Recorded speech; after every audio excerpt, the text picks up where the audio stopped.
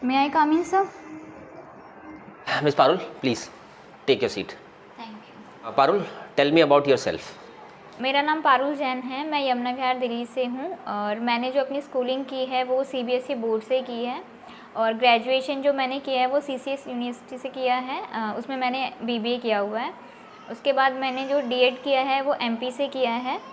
मुझे डांस करना पसंद है और मुझे म्यूज़िक सुनना भी पसंद है। मेरे जो फादर हैं वो एक बिजनेसमैन हैं और मेरी मदर जो हैं वो एक हाउसवाइफ हैं। पारुल, किस टाइप का म्यूज़िक पसंद है आपको? मतलब किस टाइप का म्यूज़िक, आप क्लासिकल म्यूज़िक सुनना पसंद करते हो, पुराने सॉन्ग सुनना पसंद करते हो, या अभी लेटेस्ट में पार्टी सॉन्ग्स आपको पसंद है? किस तरीके का म्यूज़िक पसंद है? मैं जो सुनती हूँ वो सॉफ्ट म्यूज़िक सुनती हूँ। जो लेटेस्ट म्यूज़िक अभी जो आजकल आता है वो मुझे इतना ज़्यादा अट्रैक्टिव नहीं लगता है, पसंद नहीं आता है उतना। तो मैं पुराने जो संगीत है वो ज़्यादा सुनना पसंद करती हूँ। पारुल, आपकी क्या स्ट्रेंथ है, मतलब आपकी क्या यूएसपी है, आप वो बताइए। और इसके अलावा अगर आपके अंदर कोई वीकनेस है तो उसके बारे में भी प्लीज़ बताइए।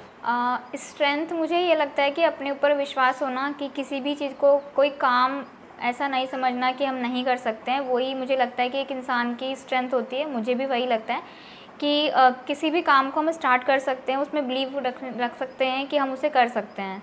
तो ये मैं मानती हूँ कि ये मतलब जो मेरी ये थॉट है या फिर ये जो पॉजिटिव थिंकिंग मेरी है, मैं इसे ही अपना स्ट्रेंथ मानती हूँ। और वीकनेस में अगर मैं कहूँ तो ऐसा कोई वीकनेस नहीं है, बट जो एक फेज़ आता है, एक इमोशनल चीज़ें जो होती हैं, मुझे ये लगता है कि वो एक इंसान को एक मोमेंट पे वीक बना देती हैं, जिससे उसका जो एक छवि है वो सामने वाले के सामने ऐसे जाती है कि हाँ ये इस समय वीक है या फिर उसके अंदर उतनी स्ट्रेंथ नहीं है। तो मुझे लगता है कि जो एक इमोशनल पार्ट होता है वो हमें वीक बना देता है एक मोमेंट पे। पारुल, आपने टीचिंग प्रोफेशन में आने के लिए क्यों सोचा, और क्या वो रीज़न रहा जो आपको लगता है कि मुझे टीचिंग प्रोफेशन में जाना चाहिए?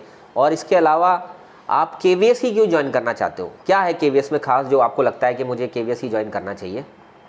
Teaching profession as a profession मैंने इसलिए चूज़ किया है क्योंकि मुझे लगता है कि हम बहुत कुछ सोचते हैं बट उसके स्टार्ट नहीं कर पाते हैं। लेकिन एक स्टार्ट के लिए मुझे ऐसा लगता है कि एक सोसाइटी को या फिर जो हमारा समाज है उसको डेवलप करना बहुत ज़रूरी है। और शिक्षा एक ऐसा माध्यम है जिसके थ्रू हम सोसाइटी में बहुत चेंजेस ला सकते हैं पॉजिटिव वे में। एक एजुकेशन ही है जो एक बच्चे को बचपन से अगर अच्छा एजुकेशन मिलता है तो वो एक अच्छा जो है सोसाइटी के लिए रोल प्ले कर सकता है।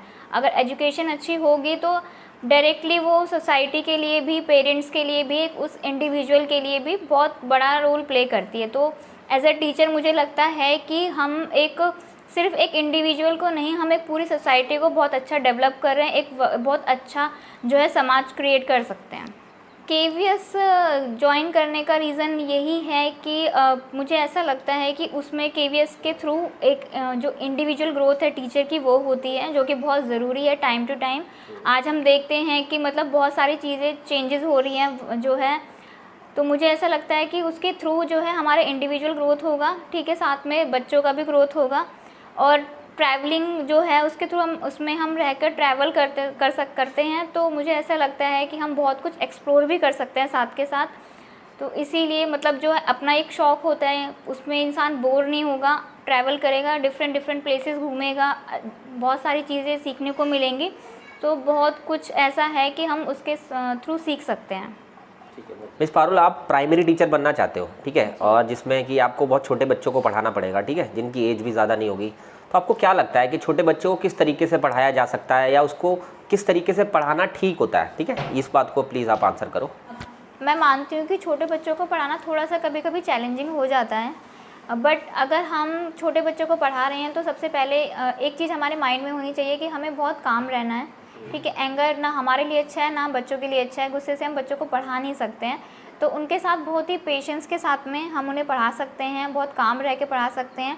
हमें ये समझना होगा कि जो छोटे बच्चे हैं उनका इंटरेस्ट कैसे है पढ़ने में। हम एक मेथड अपना जो हम सोच रहे हैं कि हम इसी मेथड से सब बच्चों को पढ़ा देंगे तो वो उन पे एप्लीकेबल नहीं होता है। तो हमें देखना होगा कि बच्चे खेलते पढ़ना चाहते हैं या फिर किस तरह से वो पढ़ना चाहते हैं। थोड़ा सा हमें एक बार उनको रीड करना पड़ेगा कि हाँ कौन बच्चा कैसे पढ़ना चाह रहा है, किस तरह से सीखने में इंटरेस्टेड है।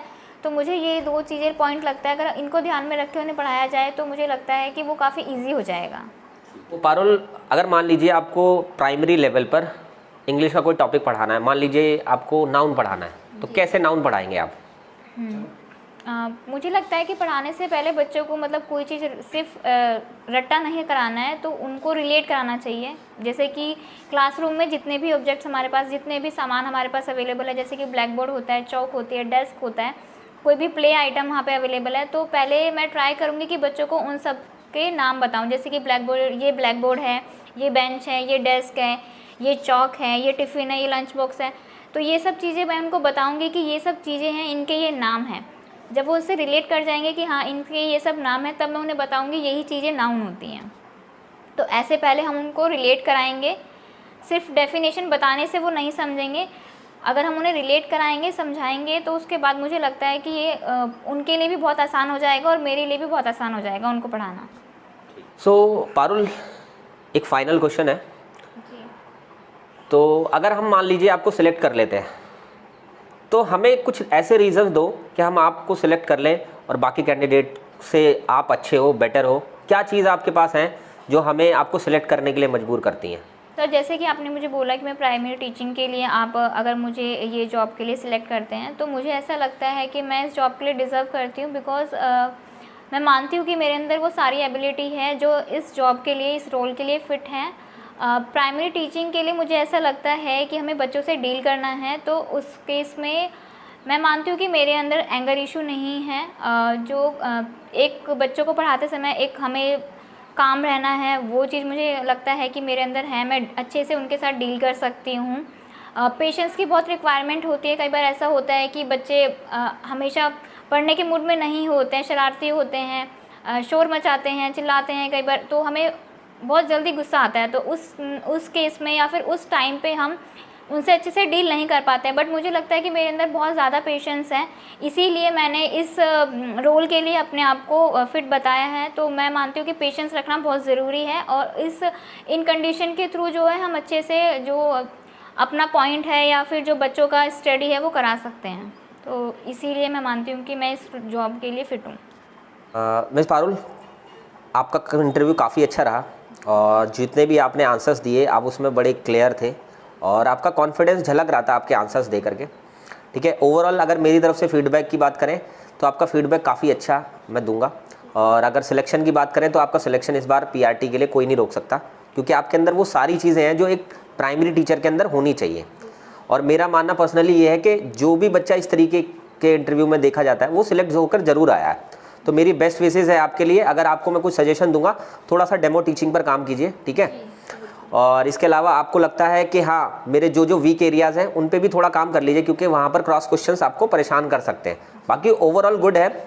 और मैं जो भी इस वीडियो को मॉक इंटरव्यू को देखता है, मैं उसको भी यही बताना चाहूँगा कि पारुल के इंटरव्यू से आप बहुत सारी चीज़ें सीख सकते हो। जैसे उन्होंने सेल्फ इंट्रोडक्शन काफ़ी अच्छा सा दिया, उन्होंने कोई भी क्वेश्चन बताते समय बड़ा कॉन्फिडेंस फील किया। तो वो कॉन्फिडेंस की रिक्वायरमेंट हर एक कैंडिडेट को है किसी भी आंसर को करते समय, ठीक है। और पारुल ने जो भी जवाब दिया उसमें क्लैरिटी नज़र आ रही थी कि हाँ वो जेन्युइन बोल रही है ना, कहीं से फेक नहीं लग रहा था, कहीं भी ऐसा नहीं लग रहा था कि वो किसी चीज़ को फेक कर रही है या वो कहाँ पर वो खुद से बनाने की कोशिश कर रही है। तो ओवरऑल वो सारी चीज़ें आप सीख सकते हैं जो इस पूरे ओवरऑल इंटरव्यू में देखी गई, ठीक है। और सभी को मेरी तरफ से बेस्ट विशेज़ हैं। और पारुल आपको भी ऑल द बेस्ट, इस बार आपका सिलेक्शन ज़रूर होगा। Thank you so much.